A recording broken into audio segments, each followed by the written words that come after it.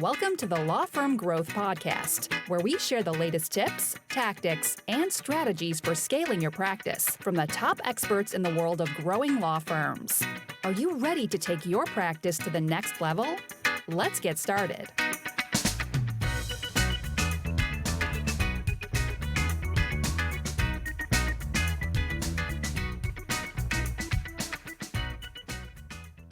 Hey everybody, welcome back to the Law Firm Growth Podcast. I'm your host as always, Jan Roos, and I have an episode that I'm really excited about, which is going to be a prediction episode, the first of its kind.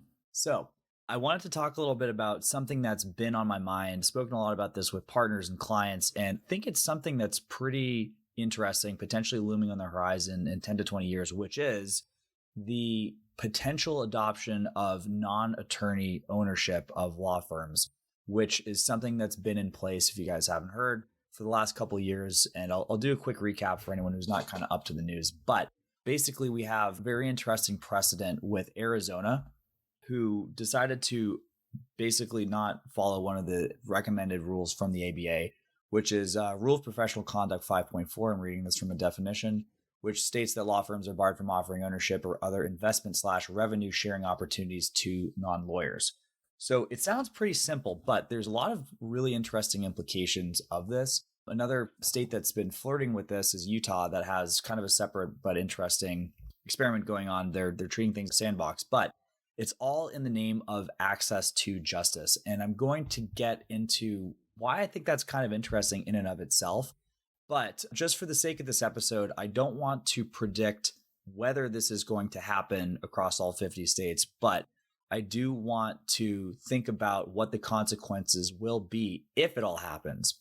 So with that in mind, let's kind of get started. And by the way, too, a lot of this stuff is going to lead back into some practices that you should probably be thinking about, regardless of whether we have something like this looming on the horizon or not. So I don't think you're going to be not served trying to implement some of the things or acting as if, so to speak. So probably worth a listen, even if you think crazy and there's no way this is ever going to happen. So anyways, let's get into it. So when we kind of think about this, if we want to take the practice of the law completely out of it, if we just want to think about this as an industry, like, an alien doing some sort of a, science project or something like that, right? Legal is a situation that is essentially a walled garden, right? If we don't have the ability to invest, if non-attorneys don't have the ability to partner or own with law firms, then they are limited from what other industries are able to do, right? So it's like a walled garden.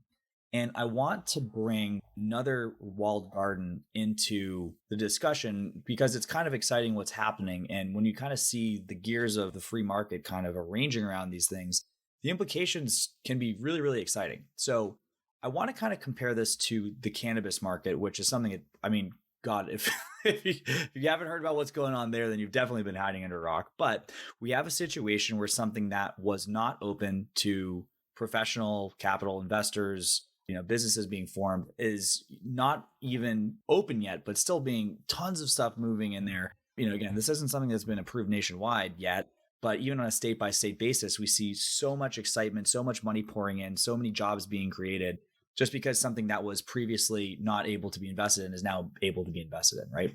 So what's been happening in the cannabis market? We've had a lot of situations where smart money has been pouring money into businesses, making bets that once things end up opening up, then they're going to be able to take a huge first mover advantage, win market share, and take over the market, just like any other market that's been new ever since, right? So this is potentially what I think is looming for legal if this ends up being a situation that's the case. And there's some other implications about what's going to happen when those things happen. So actually, it's kind of funny too. So I want to bring in a personal story. This is actually really funny. We have a firm that we were working with. I'm not going to say their name, but it was actually one of our first clients that we ended up working with on our webinar program. These guys were an estate planning firm that was based out of Phoenix. So shortly after the rule ended up being passed by the Arizona State Bar, they ended up getting acquired. And it's probably one of the best reasons to lose a client. So I'm really, really happy for them. But they ended up getting acquired by a financial services partner that they had previously had more of a referral relationship with. So with acquisitions on the table, it completely changes the equation because now we have a much more fungible asset that you can sell as a law firm. And I'm sure some of you guys are maybe thinking about, wow, wouldn't that be cool if I could sell my law firm? But with the opportunity to get acquired and with the intent of people wanting to acquire come a lot of other consequences, right? So once we have capital in the equation, it really just kind of opens things up, right? So there's no reason. I'll just kind of say this as far as what we've done. I get the opportunity to speak with thousands of law firms from a lot of the kind of mainstream practice areas in terms of bankruptcy and family law and blah blah blah blah blah. I also have a lot of friends who work for white shoe law firms. Like I know people who work with AmLaw top 2, top 1 firms, and basically I understand how things work there as well. But just kind of the general formula. And this is something, if you guys are more interested in the history of law, really, really recommend our podcast with Mike Whalen. He kind of went through the entire evolution of this, going all the way back to Cravath and Thomas Edison, and how, these things have kind of evolved. But if you think about the model of a law firm, whether it's one partner scaling to 5 or one partner scaling to, 5,000 and, billing in the billions, we have a situation where these are mostly self-funded, right? So you hang up your shingle, you're able to charge things at a very, very high profit margin, and then you can reinvest that. Generally, you're not going to be walking up to Silicon Valley investors and making a pitch at Kleiner Perkins, or you're not going to be down at Goldman Sachs trying to file for an IPO or something like that, right? So because of that, you're not going to have access to the same capital that these other businesses have access to. The thing is, once this capital kind of comes into the equation, all bets are off, right? So if you want to look at how these things work, and we can look to the cannabis market, or we can look to the market of basically any startup that you're familiar with, right? If you want to talk about Uber versus Lyft, or Apple versus Microsoft, or Toyota versus Ford, or any of these different things, you start to see, once capital is introduced, people start to try to use their capital base as a means to compete. So this is essentially buying market share, right? So I think that, this is kind of my first implication of this, is that if we have a situation where professionalized capital is going to be entering the market, we're going to see a huge increase in market spending. Because the way that these guys think about it is in, spreadsheets and, PowerPoints, and looking at market share and these sort of things. And basically they don't care how long it takes, in the same way that Uber spent billions and billions of dollars to be the app that most people go to when they open their phone. You could imagine that once professional investors get into the picture, people are going to be spending that same kind of money to make sure that, you're the family law attorney that people look at when people are, in that state and needing those needs, right? So it just kind of really, really ratchets up the competition in a lot of different ways. Now, the question becomes, are law firms going to resist this? And I would speculate that the answer is no.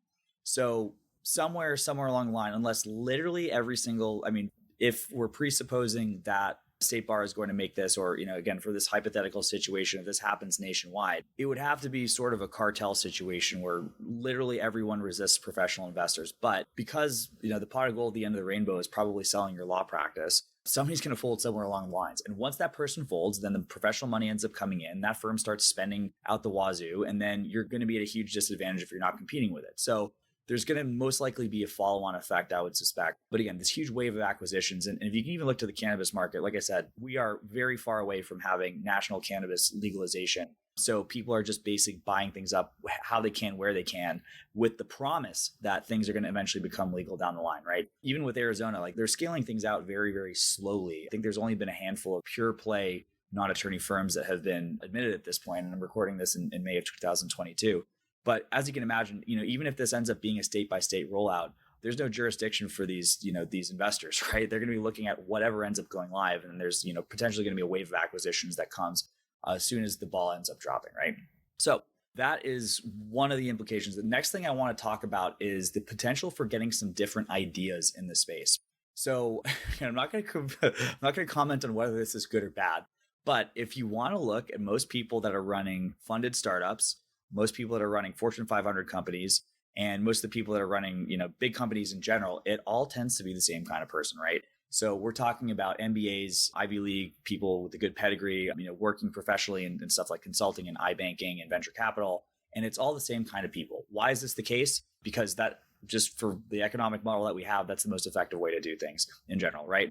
So, and again, there are absolutely people who have done that kind of work that also happen to be running law firms, but that's a really, really distinct minority, right? So if you think about the person who is currently running the biggest law firms in the world, that's probably somebody who started off as an associate at some point, or started the firm himself and worked crazy hours and is a lawyer by trade. Not really likely that they're going to have this huge, and it's different. Even if you had somebody who had equal skill sets, let's just say we had a hypothetical person who is a JD and an MBA, whether they started out as a JD or an MBA is going to be very, very different in terms of how they act, because they're either going to be viewing the law with the lens of an MBA, or they're going to be viewing business with the lens of an attorney. So once we get these people in there, there's, like I said, we're talking about the spreadsheets and the PowerPoints and all the super classic stuff that they talk about in MBA school or reading the books of Michael Porter. Those are going to be like things that people start focusing on. Another thing is there's a reason why you see a lot of these people in cahoots with each other, because a lot of the consultants work with investment bankers, and a lot of investment bankers work with consultants. So once we have people that are coming from that background, the access to this capital is going to be a lot more easy, right? So, and again, like I said, there are absolutely people who know these folks and, would have access to these markets, but until they're actually able to invest, which is currently prevented by the rules from the American Bar Organization, it's not something that people are going to be taking into. So, you have these situations where you have these, on paper, crazy stud resumes that are going to be able to hop in, do crazy turnarounds, act extremely aggressively and throw a ton of money about it because they have the connections or they have the money themselves to start with, right? And I could see potentially a huge professionalization of the leadership of law firms. Not to say that people who are partners at law firms are not professionals, but they are not professional money managers. They do not come from that world. It's going to be a very, very different in how these people start thinking about things like attacking market share and hiring and providing a different superior client experience type of thing, right? And at the end of the day, it's just one of these situations where it's, over time too, what you kind of see in most markets is you see attractive profits, competition, which drives the profits down, and then things kind of stabilize, right? At the moment, there's a lot of attractive profits in law. So if we ended up hypothetically going through one of these cycles, we'd have a situation where those profits are going to gradually go down, which is kind of scary, right? But, that's obviously, that's kind of just the consequences of a free market, right? So we have the situation where the competition is going to force prices down. And that really kind of speaks to if prices are higher than they should be and profit margins are higher than they should be, they're kept in place by artificial measures, stuff like not allowing professional money to come into the industry. But basically, once these things go in, then theoretically, the way that things are going to go, and this is stuff that you see basically in an industry that is not, the law, to be completely honest, there's really two strategies that you can have. So one is a cost leadership strategy, aka the Walmart. I've done podcasts on this before. And the other one would just be a specialist strategy. So, being the Rolls Royce, being the, Apple as opposed to, the Nokia, right? And again, that's a way to preserve margins, but you have to have really specialized. So what I kind of predict as being the type of law firm that goes extinct is the one that's kind of stuck in the middle, right? It's probably not the best way to run a firm, period. And that's something that I have talked about a ton over the course of the podcast, but, for years at this point. But, it's going to be a bad model to a completely unsustainable model if we have the situation where money's coming in to law firms, right? And it's kind of weird to think if we ended up having this super, extrapolated future world where you could actually have a situation where you have to raise money to start a firm at some point, which would be kind of crazy. But again, that's probably decades away at this point, right? But yeah, kind of thinking about this, if we're going full circle to why states like Arizona have been considering this in the first place, it's for access to justice. So the reason why they want to do this is so more people can have access to the legal services that are, currently restricted to the kind of people who can pay $300 to $500 an hour for legal services a lot of times. So in being able to access these things, you can kind of watch people's feet as opposed to their lips and say that, well, okay, if Arizona is considering this, then they are more or less tacitly saying that the legal system isn't efficient. It's not the best way that things could be. So this is sort of, opening the borders, removing the tariffs, and just kind of seeing what the free market's going to do on this stuff. But yeah, basically full spectrum that this ends up happening. And to kind of go into, what's ended up happening, we're recording this again in late May of 2022. Florida unanimously voted against these same provisions. And, the Florida State Bar is definitely a very tough bar and one that takes a lot of this stuff into very, very serious consideration. But again, this is still something that's happening in 2 out of 50 states, and you don't really know what's going to, go. But basically, if we want to think about what would happen, it kind of goes back into a lot of the stuff that people talk about when we're, I'd say the most immediate consequence is a wave of acquisitions. And whenever this ends up happening, I would say probably, 5, 10, 20 years. But if you had a situation where there was a wave of acquisitions happening in your state, in your market, where would you want to be? And the most attractive firm for an acquisition is the one that has the best numbers, is the one that's, probably running the best. It's the most automated. You have the best SOPs, good profit margins, all those things. And the funny thing is that when people are talking about acquisitions generally in the business sense, there's kind of an old joke is that if you ever got to the situation where you had a firm that would be, very attractive to acquire, it's a firm that wouldn't want to leave because it's running itself, it's making a lot of profits and that kind of thing too. So that's kind of where we're going full circle. If you want to play like there is a huge payday coming in 10 years, you're probably going to be taking the right steps to automate your law firm and try to make things as attractive as possible to a professional investor. So kind of an interesting thought experiment to go to. And, for the record, I'm not going to put like a percentage on it, but I'd say, let me go ahead and do it. I'll say I probably think there's a 25 to 50% chance that this becomes standard in the next, let's call it 10, 15 years. And if that ends up being the case, then there's going to be a lot of really big paydays for firms that are running their law firm like a business. And again, think back to some of our recent guests as far as the people that are going the fastest. That is how the best firms think. And if you are in that situation, not only are you going to be making more money in your firm today, you potentially have a very big payout coming your way in the next 10, 15 years. So some food for thought, guys, and definitely broke my rules in not making a prediction because I did. But I hope you guys enjoyed this episode. And if you guys want more than this, make sure to go ahead and shoot an email to support@casefeel.com. I'd love to hear your feedback on this. If you guys have any opinions, I've seen some really interesting stuff coming from firms in Arizona and Utah and how this stuff has affected them. So if that's something that you guys have any feedback on, I would love to speak more about it. But for everyone else, I will see you guys next Tuesday at 8 a.m. Eastern on the Law Firm Growth Podcast.